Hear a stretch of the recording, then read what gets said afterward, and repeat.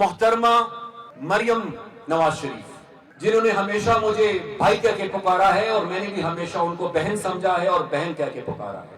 Chief minister Punjab سے آج میں گلہ بھی کروں گا اور پوچھنا بھی چاہوں گا کہ جو لوگ اسلام آباد پر حملہ آور ہوتے ہیں ان کو آپ روکتے ہیں، وہ تو اس لیے کہ وہ حملہ آور ہوتے ہیں اور ان کو کرسی چاہیے، ان کو آپ کی کرسی بھی چاہیے، ان کو شہباز شریف کی کرسی بھی چاہیے۔ وہ اقتدار کی جنگ ہے۔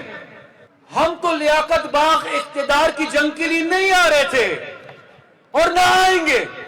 ہم کرسی کے لیے نہیں آ رہے تھے یا ہم آپ پہ حملہ آور بھی نہیں ہو رہے تھے۔ مریم بہن، ذرا پوچھئے اپنے انتظامیہ سے، آپ کے صوبے میں پختونوں کے ساتھ امتیازی سلوک کیا جا رہا ہے۔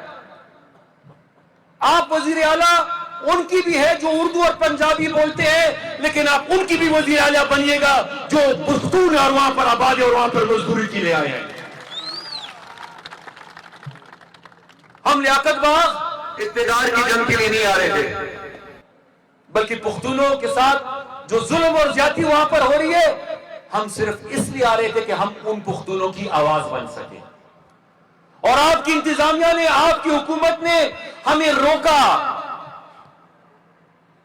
آپ کی انتظامیہ اور آپ کی حکومت نے بھی روکا، اور پچھلے 100 سال سے کبھی انگریز نے روکا ہے، کبھی مارشل لا ایڈمنسٹریٹر نے روکا ہے، بڑے بڑے عامر جابر آئے اور انہوں نے ہمیں روکنے کی کوشش کی ہے کہ ہم پختون کی بات نہ کریں۔